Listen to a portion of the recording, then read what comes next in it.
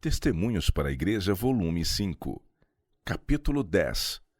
Advertências e reprovações. Há uma pessoa na igreja que é um perigo para os seus interesses espirituais.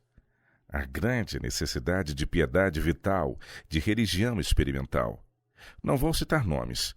Que cada um investigue o próprio coração e compreenda suas imperfeições. Há alguns que sempre se inclinam para o mundo, baixando o padrão religioso por sua conversação mundana. Esses não têm o amor de Deus no coração. Suas mãos são débeis justamente quando a igreja necessita de ajuda coerente. Essa fraqueza espiritual é o resultado de sua própria indisposição de assumir responsabilidades quando e onde seja necessário. Quando, todavia, há qualquer plano ou sugestão de sua própria autoria, então sim, estão dispostos a assumir qualquer encargo. Seguir os próprios caminhos é seu objetivo. Se esses caminhos fossem os santificados, até que não seria tão mal. Mas, na realidade, não são. Há grande necessidade de obreiros zelosos e desinteressados na causa de Deus.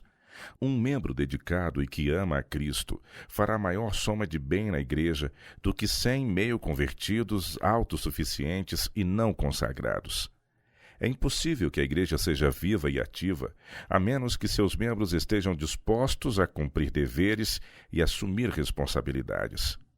O relacionamento entre os membros na igreja aproxima diferentes temperamentos e disposições. Na igreja, há algumas pessoas dedicadas, fiéis e tementes a Deus, que oram muito e desempenham as responsabilidades da igreja, e cuja maior alegria está na prosperidade de seus membros. Ali, como noutros lugares, Satanás está constantemente trabalhando para tragar e desmoralizar. Essa é a ocupação do adversário para enfraquecer e destruir toda a organização a qual, se próspera, glorificaria a Deus. Jovens há que receberam a verdade e correram bem por algum tempo, mas Satanás os tem enredado em suas malhas mediante uniões insensatas e casamentos desaconselháveis. Essa, viu ele, seria a forma mais bem-sucedida para desviá-los dos caminhos da santidade. Durante algum tempo, parte desses jovens vestiram a armadura do Evangelho com dignidade e graça. Em todo o tempo em que seu coração e mente estiveram sujeitos à vontade divina, houve prosperidade. Mas quando o olhar se desviou de Jesus e foi posto em objetos indignos, aconteceu que o eu assumiu o domínio, que a razão carnal prevaleceu sobre o são juízo e a integridade, e a armadura cristã foi considerada muito pesada para ser usada pelos jovens. Talvez poderia ser boa para os velhos e experimentados soldados do Evangelho, mas foi considerada imprópria para a juventude. O tentador fez muitas sugestões calculadas para produzir inconstância e vacilação na carreira cristã. A ordem do capitão de sua salvação foi: vigiai e orai para que não entreis em tentação. Mateus 26, verso 41. Mas havia muita dificuldade para guardar fielmente o coração, e o ilusório poder de Satanás, mais uma enganosa tendência, os levou para longe de Cristo. Se esses moços e moças houvessem considerado as palavras do apóstolo, não sois de vós mesmos, 1 Coríntios capítulo 6, verso 19, fostes comprado por bom preço, 1 Coríntios 7, 23, não se sentiriam em liberdade de reter de Deus aquilo que ele adquiriu a custo infinito. Não há um jovem em 100 que sinta a responsabilidade que Deus lhe deu. Cada faculdade física e mental deveria ser cuidadosamente preservada e empregada da melhor maneira possível para a glória de Deus. Os jovens que permitem que sejam pervertidas as suas potencialidades, abusando assim dos dons divinos, serão chamados a dar estrita conta do bem que poderiam ter feito caso houvessem se beneficiado da provisão feita mediante Cristo Jesus. Deus requer o emprego de cada faculdade.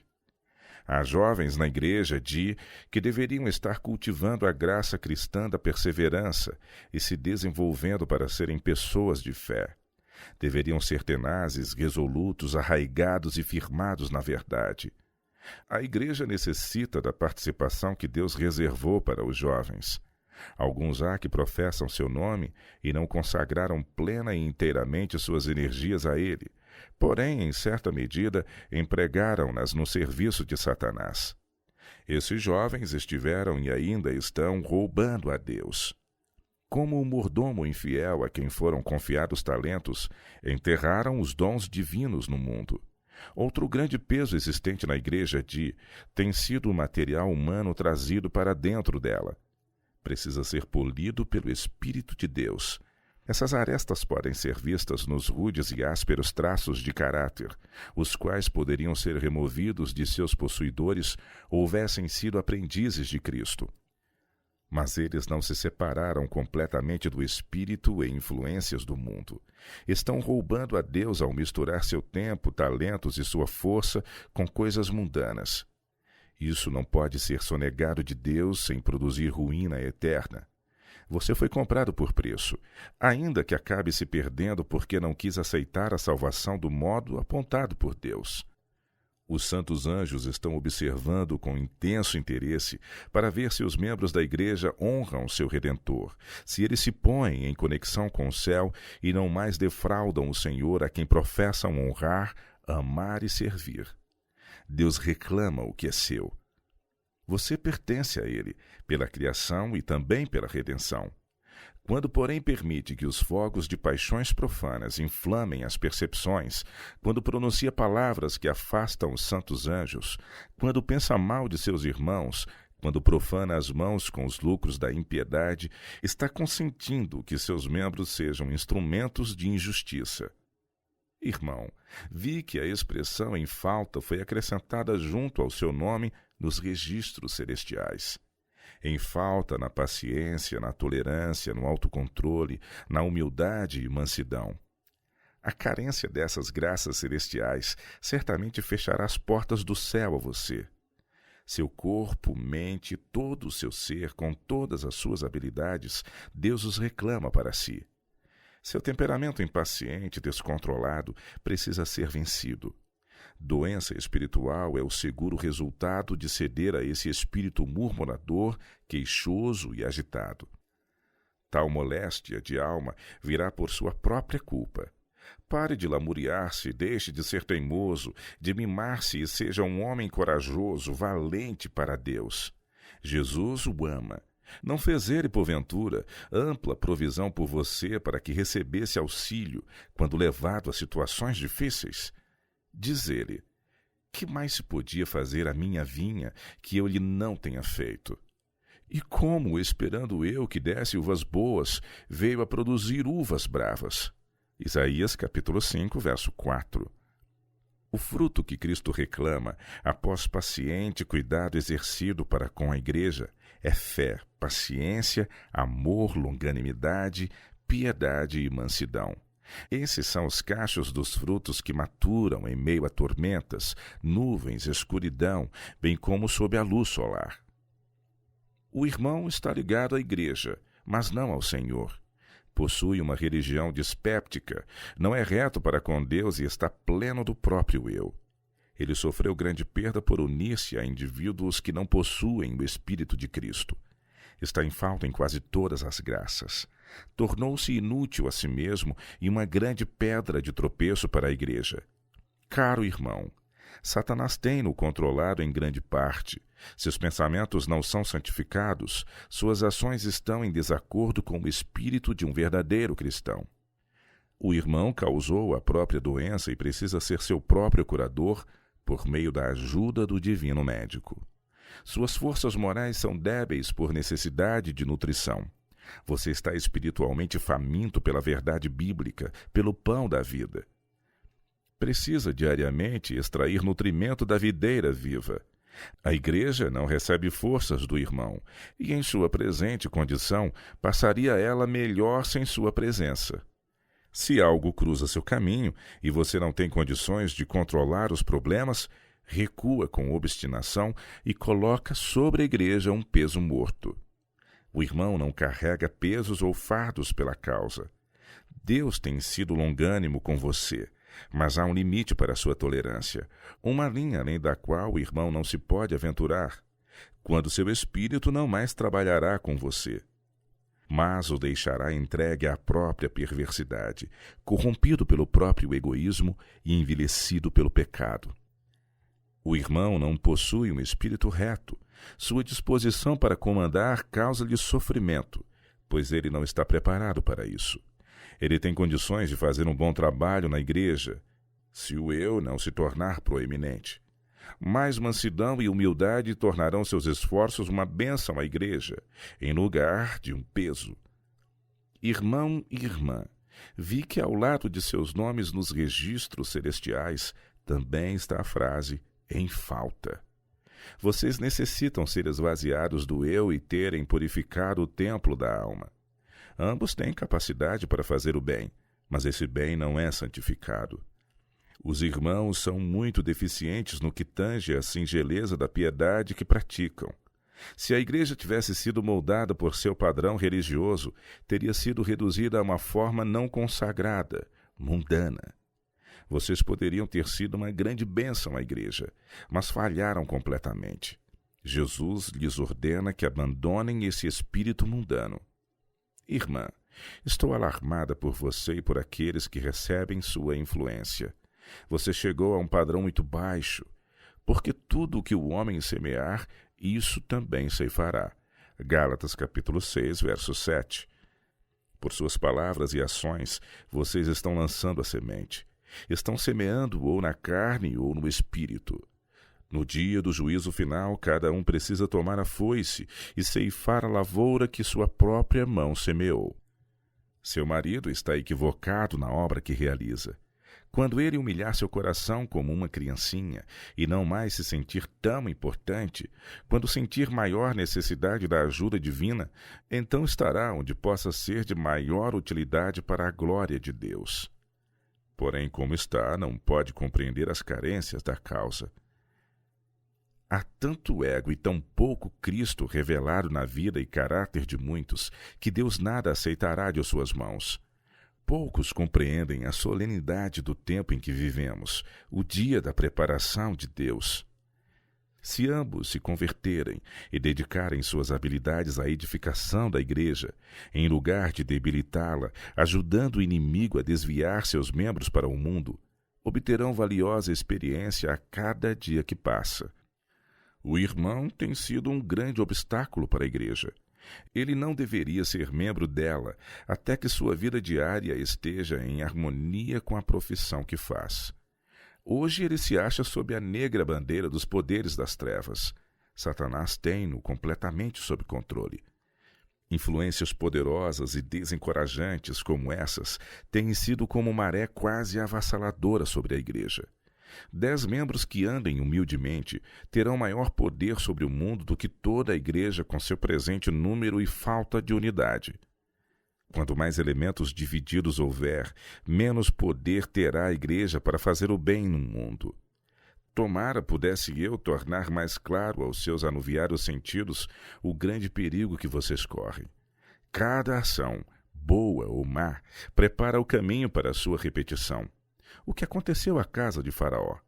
A declaração bíblica diz que Deus endureceu-lhe o coração e a cada repetição da luz mediante a manifestação do poder de Deus, a declaração é repetida. Cada vez que ele se recusava a submeter-se à vontade de Deus, seu coração se tornava mais endurecido e menos impressionável pelo Espírito Santo. Faraó semeou a semente da obstinação e Deus permitiu que ela se desenvolvesse. O Senhor poderia impedi-la de crescer mediante intervenção direta, mas esse não era seu plano. Ele permitiu que ela crescesse e produzisse a própria colheita, atestando assim a veracidade da Escritura. Tudo o que o homem semear, isso também ceifará. Gálatas capítulo 6, verso 7. Quando o homem semeia dúvidas, também colherá dúvidas. Por rejeitar a primeira luz e cada raio subsequente, Faraó foi de um grau de dureza de coração a outro, até que a forma fria e inerte do primogênito deteve sua descrença e obstinação por um pouco.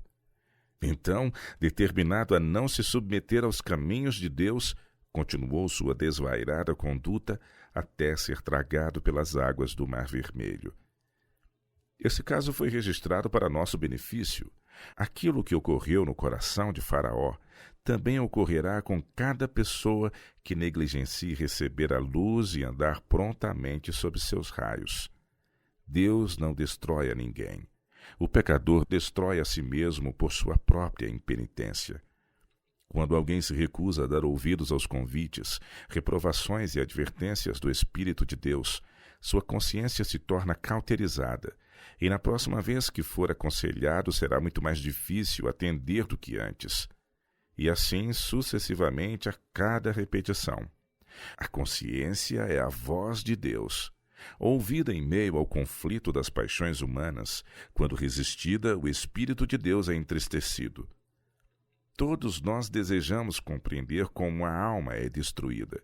Não é que Deus mande um decreto para que o homem não se salve. Ele não lança trevas perante os olhos, de modo a não poderem ser penetradas. Mas o ser humano resiste a princípio a uma impressão do Espírito de Deus, e havendo uma vez resistido, é menos difícil assim fazer pela segunda vez, menos a terceira e muito menos a quarta. Então vem a colheita a ser ceifada da semente de incredulidade e resistência. Oh, que colheita de pecaminosas condescendências está sendo preparada para a foice! Se a oração particular e a leitura das Escrituras forem negligenciadas hoje, amanhã elas poderão ser omitidas com menos protestos da consciência. Haverá uma longa lista de omissões, tudo por causa de um único grão semeado no solo do coração. Por outro lado, todo raio de luz acariciado proporcionará uma colheita de luz. A tentação, uma vez resistida, dará poder para resistir mais firmemente a segunda vez.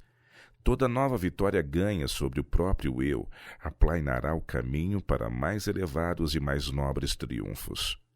Toda vitória é uma semente semeada para a vida eterna. Há grande necessidade de obreiros zelosos, fiéis e abnegados em nossas igrejas pelo país. Ninguém que trabalhe na escola sabatina ou no setor de temperança trabalhará sem obter generosa colheita, não apenas no fim do mundo, como também na vida presente. No esforço de iluminar e abençoar a outros, suas percepções se tornarão mais claras e amplas.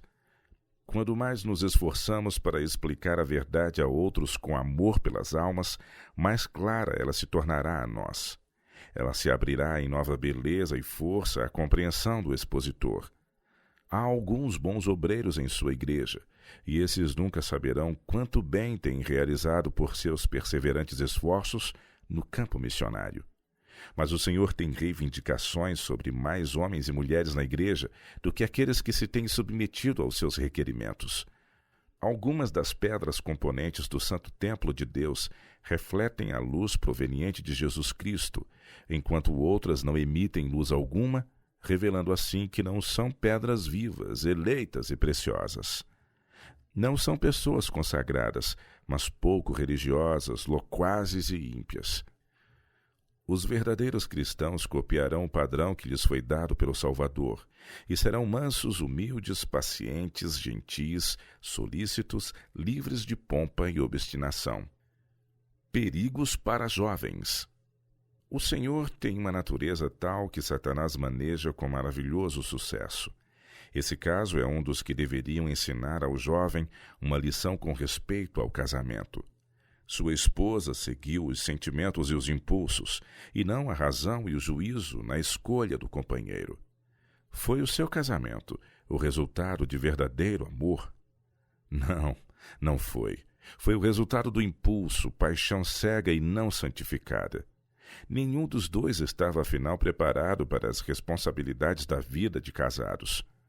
Quando o enlevo da nova ordem de coisas passou, e um tomou maior conhecimento do outro, tornou-se mais forte o seu amor, mais profunda sua afeição e sua vida mais unida em beleza e harmonia. Exatamente o oposto. Os piores traços do seu caráter foram intensificados com o exercício, e em vez de sua vida de casado ser de felicidade, tem sido de crescente perturbação, especialmente para a esposa. Deus provou-a em sua misericórdia, poupando-lhe a vida e prolongando sua provação, a fim de prepará-la para a vida futura. Seu marido possui um caráter extremamente defeituoso.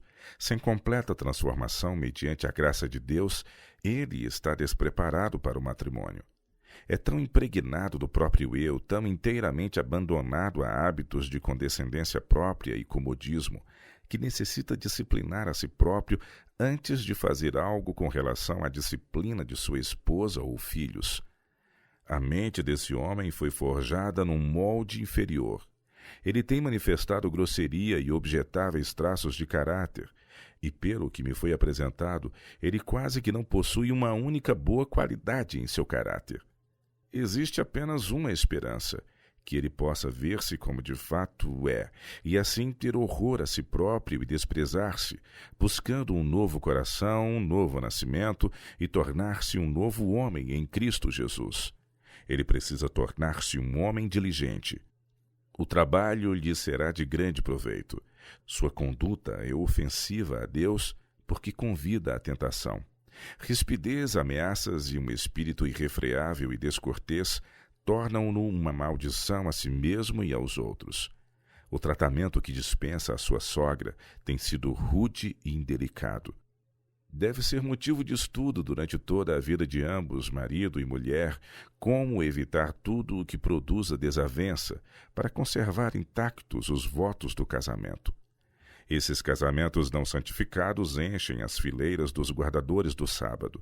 Deus deseja que seus filhos sejam felizes, e se aprenderem do Senhor, Ele os salvará da miséria diária que ocorre nessas uniões infelizes. Muitos casamentos só podem produzir misérias, e, no entanto, o espírito dos jovens vai nessa direção porque Satanás os conduz, fazendo-os crer que precisam casar para serem felizes, quando é certo que não possuem a habilidade para controlar-se ou sustentar a família. Os que não estão dispostos a adaptar-se ao temperamento um do outro, bem como a abandonar desagradáveis divergências e controvérsias, não devem dar o passo. Mas esse é um dos tentadores enganos dos últimos dias, e por ele milhares estão sendo arruinados para esta vida e a futura. Devemos evitar a paixão doentia e o sentimentalismo amoroso como se evita a lepra. Muitos dos rapazes e moças nesta época do mundo carecem de virtude, portanto é necessário haver muita cautela. Um caráter virtuoso é o fundamento sobre o qual se deve edificar. Porém, se o alicerce se mostra comprometido, todo o edifício fica desvalorizado. Os que conservaram um caráter virtuoso, se bem que tenham falta de outras qualidades desejáveis, podem ser de real valor moral. Para que a Igreja prospere, deve haver estudado esforço da parte de seus membros para nutrir a preciosa planta do amor, que ela possa usufruir de todos os benefícios para florescer no coração.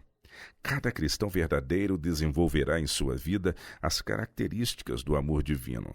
Ele revelará um espírito tolerante, beneficente e isento de inveja e ciúmes. O caráter assim manifestado em palavras e ação não rejeitará e não será frio e indiferente aos interesses dos outros. Aquele que cultiva a preciosa planta do amor será abnegado e não perderá o autocontrole sob provocação. Não atribuirá errôneos motivos e más intenções aos outros, mas sentirá profundamente quando o pecado for descoberto em qualquer dos discípulos de Cristo. O amor não se vangloria. É elemento humilde, nunca estimula o homem a orgulhar-se, a exaltar-se. O amor a Deus e aos semelhantes não se manifestará em atos precipitados, nem nos levará a ser despóticos, críticos ou ditatoriais. O amor não se envaidece. O coração em que reina o amor será levado a um procedimento delicado, cortês, compassivo para com os outros, quer satisfaçam ou não nossa fantasia, quer nos respeitem ou nos tratem mal. O amor é um princípio ativo. Conserva continuamente diante de nós o bem dos outros, refreando-nos de praticar atos desatenciosos, a fim de não falharmos em nosso objetivo de ganhar pessoas para Cristo. O amor não busca seus próprios interesses, não levará os homens a buscar seu bem-estar e a satisfação do próprio eu. É o respeito que prestamos ao eu que tantas vezes estorva o crescimento do amor. Há homens pobres e obscuros, cuja vida Deus aceitaria e tornaria cheia de utilidade na terra e de glórias no céu. Mas Satanás está atuando persistentemente para derrotar seus desígnios e arrastá-los à perdição mediante o casamento com pessoas cujo caráter é de tal natureza que os faz ficar como que atravessados na estrada da vida. Bem poucos saem vitoriosos desse emaranhado. Irmão, você está disposto a tentar provar que é uma exceção à regra geral. José foi um dos poucos que poderiam resistir à tentação. Ele mostrou que tinha em vista a glória de Deus. Evidenciou alta consideração pela vontade de Deus, tanto quando estava prisioneiro como quando próximo ao trono. Levava sua religião consigo onde quer que fosse e em qualquer situação em que era posto. A verdadeira religião tem um poder de influir sobre todos os aspectos da vida. Ela dá cor a tudo quanto o ser humano faz. Você não precisa sair do mundo para ser um cristão, mas necessita pôr sua religião com toda a sua santificadora influência em tudo quanto fizer e disser. O irmão pode bem cumprir todos os deveres envolvidos na situação em que Deus o pôs, ao manter o coração fixo nas coisas celestiais, quebrando assim o encanto que agora o prende por causa de um relacionamento imprudente. Se você tivesse seguido a luz, seria agora capaz de escapulir das armadilhas que aqueles que não discernem a vontade de Deus têm armado para capturar sua alma. Outro ponto admirável no caráter de José e digno de imitação pelos jovens é seu profundo respeito filial. Ao reencontrar seu pai com lágrimas nos olhos, envolveu-o num afetivo e amoroso abraço. Parecia sentir que não podia fazer o suficiente pelo conforto de seu pai, e cuidou dele durante seus últimos anos com amor mais terno que o de uma mãe. Nada poupou para mostrar-lhe seu respeito e amor em todas as ocasiões. José é um exemplo do que a juventude deve ser. O amor manifestado por sua mãe revelaria um belo traço de caráter, sobre o qual Deus poria sua aprovação. A falta de respeito pelo conselho de pais piedosos é um dos marcantes pecados desta época degenerada. Há muitas vidas em nosso país que foram obscurecidas e envelhecidas por causa de um passo errado na direção das trevas. Por um ato de desobediência, muitos jovens têm arruinado sua vida e sobrecarregado de angústia um amoroso coração materno. Deus não o terá por inocente se continuar seguindo essa conduta. Desprezando os conselhos de uma mãe temente a Deus, a qual estaria disposta a dar sua vida pelos filhos, você está transgredindo o 5º mandamento e não tem ciência de onde seus passos o estão levando. Novamente advogo a reivindicação materna, o amor de mãe. Não há mais terrível ingratidão do que aquela que marca o pecado da desobediência a uma mãe cristã. Nos dias de sua infância, ela cuidou de você. Suas orações e lágrimas foram testemunhadas pelo céu, enquanto carinhosamente cuidava de você. Por seus filhos, ela trabalhou arduamente, planejou, meditou, orou e exerceu abnegação. Através de toda a vida, seu coração esteve ansioso e anelante por seu bem-estar. Todavia, agora você resolve seguir os próprios caminhos, atendendo a uma vontade cega e obstinada, a despeito da amarga colheita que terá e das tristezas que trará sobre ela. Enfermidades acumularam-se sobre ela. Ela precisa de você. Qualquer atenção que lhe possa dar, ser-lhe-á muito valiosa. Nenhum de seus outros filhos pode cuidar dela. Eles não se sentem sob essa obrigação, mas você verá que o privilégio agora ofertado logo poderá ser perdido. Não pense, entretanto, que se você negligenciasse seu privilégio e dever como filho, ela iria sofrer. Sua mãe tem muitos amigos que julgariam ser uma regalia cumprir deveres dos quais você declinou. Deus ama sua mãe e a tomará sob seus cuidados. Se seus próprios filhos a negligenciam, ele levantará outros para fazer o trabalho que eles deveriam ter feito e receberão as bênçãos que lhes foram oferecidas. É seu privilégio tornar-lhe os últimos dias melhores e mais felizes. Quero dizer-lhe com clareza, Deus não está satisfeito com seu modo de agir. Há problemas futuros que você não pode prever, mas que poderão ser evitados se aceitar um sábio conselho. Nosso Salvador fê-lo objeto de seus infatigáveis labores e terna solicitude, para que você possa ser sábio e evitar a própria ruína. Ele anseia por você com ilimitada compaixão e amor, exclamando: quantas vezes quis eu ajuntar os teus filhos, como uma galinha junta os seus pintos debaixo das asas, e não quiseste. Lucas capítulo 13, verso 34. Seu coração insensato recusou o conselho dos melhores amigos. Em virtude das fervorosas e fiéis advertências para guardá-lo de cometer erros que afetariam toda a existência, você imaginou que era um grande benefício para a igreja. Verdadeiramente você poderia, em Jesus Cristo, ser bastante útil, mas apesar disso o Senhor e a igreja podem se dar muito bem sem você. O irmão pode se unir ao exército dos seguidores de Cristo se quiser. Pode tomar parte em seus conflitos e triunfos. Mas se escolher o contrário, o abnegado exército sob a bandeira ensanguentada da cruz seguirá adiante para a vitória certa e o deixará para trás.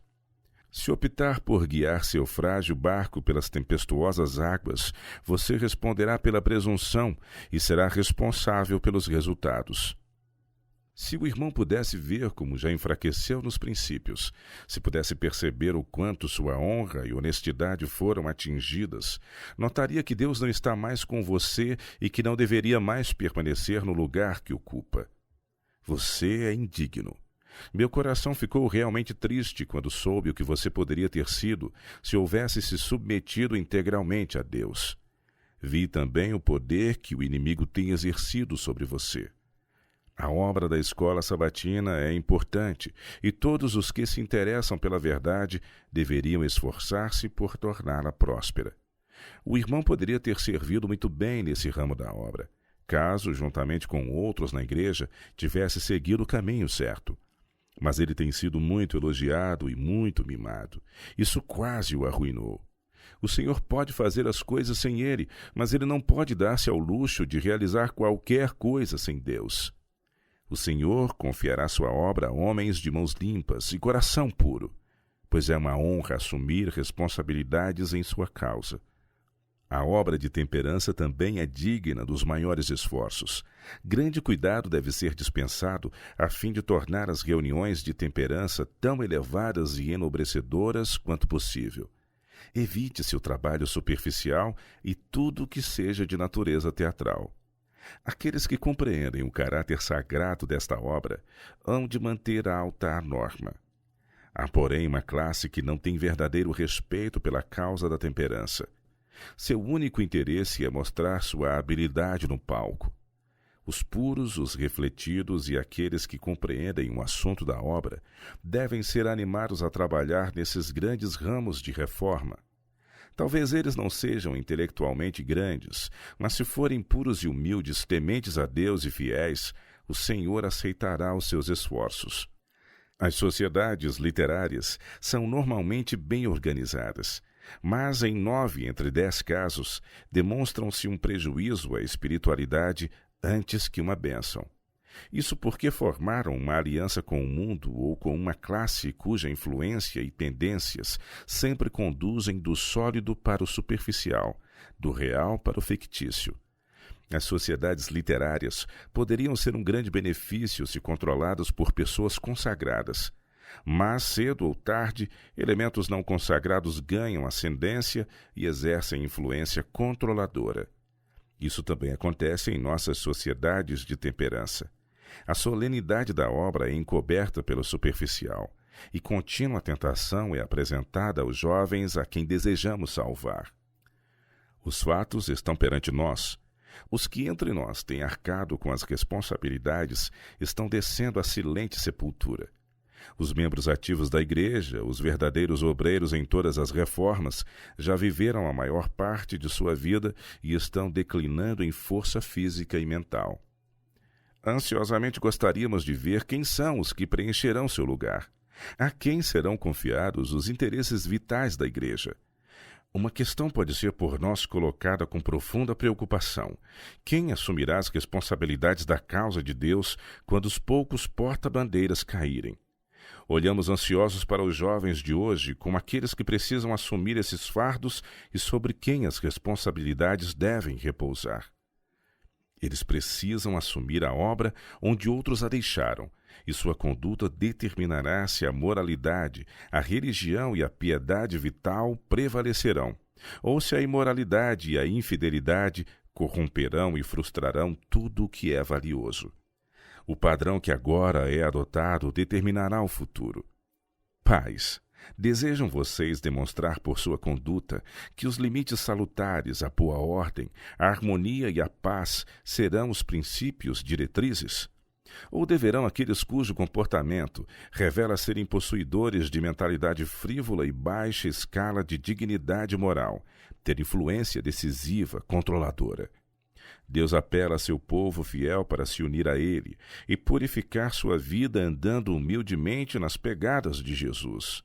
Deus exorta vocês a porem de lado o orgulho das opiniões, do vestuário e a ostentação, e a permitirem que as boas e nobres faculdades mentais se fortaleçam pelo uso. Serão leais aos princípios os homens e mulheres que professam as mais solenes verdades jamais trazidas aos mortais? Se quisessem produzir uma influência para levar o mundo a uma séria reflexão, deveriam exercê-la.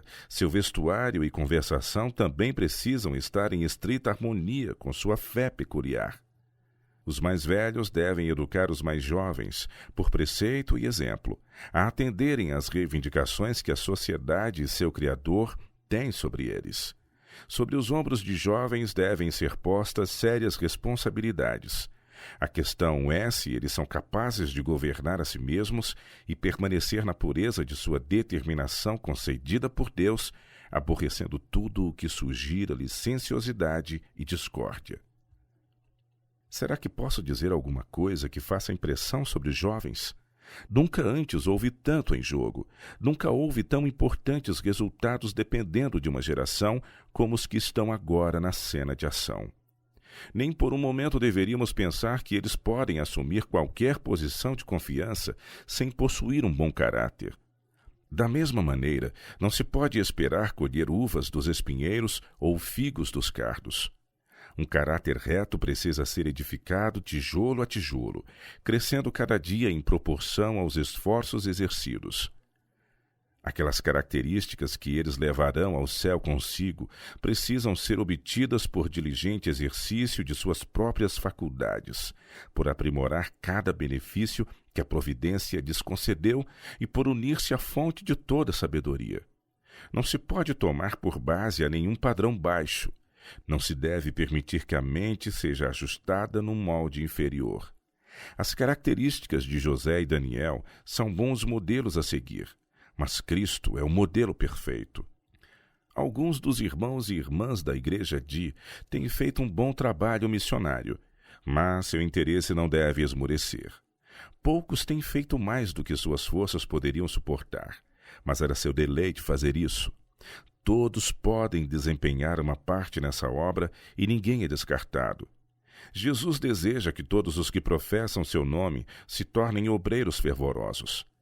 É necessário que todo membro individual construa sobre a rocha que é Jesus Cristo. Arma-se uma tempestade que forçará e provará ao máximo o fundamento espiritual de cada um. Por isso, evite o solo arenoso, busque a rocha. Cave fundo, ponha alicerce seguro. Construa para a eternidade. Construa com lágrimas, com orações provindas do coração. Que cada um de vocês daqui por diante embeleze a vida através de boas obras. Calebes são os homens mais necessários nestes últimos dias. O que tornará nossas igrejas vigorosas e bem-sucedidas em seus esforços não é a obra ruidosa, mas a que se faz quieta e humildemente. Não é a ostentação e exibicionismo, mas o esforço paciente, perseverante e acompanhado de oração. Quem não é comigo, disse Cristo, é contra mim. Lucas capítulo 11, verso 23. Homens e mulheres decididos, que se entregam de todo o coração, são os que hão de subsistir neste tempo. Cristo joeirou seus seguidores repetidas vezes, até que afinal só ficaram 11, e algumas mulheres fiéis para assentar as bases da igreja cristã. Existem alguns que se deixam ficar para trás quando há responsabilidades a assumir, mas quando a igreja está toda possuída de zelo, entusiasmam-se, cantam e bradam e ficam elevados, mas cuidado com esses. Passado o entusiasmo, apenas alguns fiéis calebes tomarão a frente e manifestarão princípios inabaláveis. Esses correspondem ao sal que conserva seu sabor. É quando a obra vai com dificuldade que as igrejas desenvolvem seus verdadeiros ajudadores. Eles não estarão falando de si mesmos, reivindicando o eu, mas imergirão sua identidade em Cristo Jesus. Para ser grande no reino de Deus, deve-se ser uma criança em termos de humildade, em simplicidade de fé e pureza de amor. Todo orgulho deve ser excluído, todo ciúme vencido, toda ambição por supremacia abandonada e uma mansidão e confiança infantil estimuladas. Esses encontrarão em Cristo sua rocha protetora, sua poderosa fortaleza. Nele podem confiar implicitamente, pois nunca lhes faltará. Oh, que todos os que creem na verdade presente sejam exortados a buscar ao Senhor. Os pensamentos divinos de infinita misericórdia e seu amor incomparável deveriam influenciar todos a imitar seu exemplo. Mas isso não ocorre. Algumas de nossas irmãs condescendem abertamente com o amor ao vestuário e à exibição.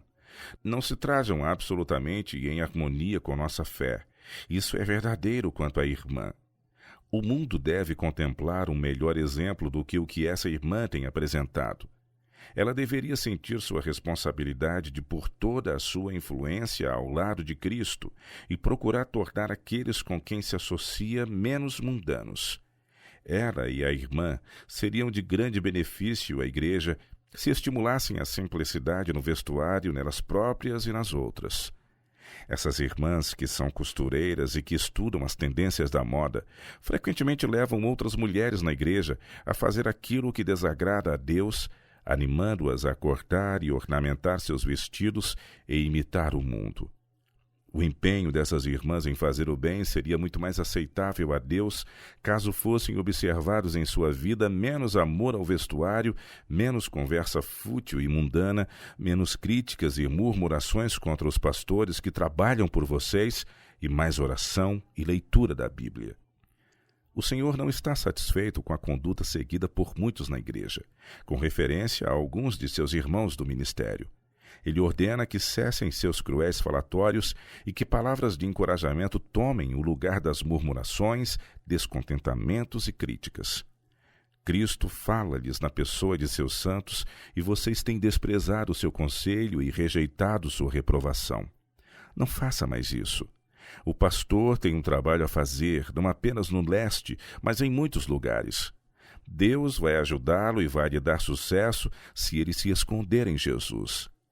Ele não é infalível e pode às vezes errar em seus julgamentos. Mas tome cuidado ao falar para não anular o efeito das palavras que Deus ordena a ele proferir. Quando ele sabe qual é a vontade de Deus, não deveria hesitar em cumpri-la, mesmo que lhe custasse a vida. Enquanto muitos de vocês cogitam apenas em como podem satisfazer o eu e ter uma vida fácil, toda a vida e interesses dele estão envolvidos na causa de Deus. Quando estudando e planejando em favor da causa, ele tem algumas vezes sido arguto e sutil, o que tem levado outros a julgá-lo mal. Seu objetivo não é obter vantagens para si mesmo, mas para a causa que ele ama. Ao mesmo tempo em que o Senhor deseja ter você sustentando fielmente as mãos de seus provados servos, também adverte contra o colocar excessiva confiança naqueles que recentemente vieram para a fé ou cuja vida anterior e trabalhos sejam desconhecidos.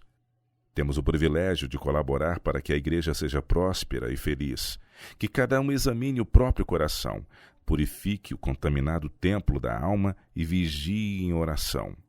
Determine-se a buscar Jesus até encontrá-lo. Não ceda até que seu amor habite o coração e seu espírito esteja subjugando sua vida e modelando o caráter. Então creia e com ousadia aproxime-se de seu trono, sabendo que ele ouvirá as suas orações.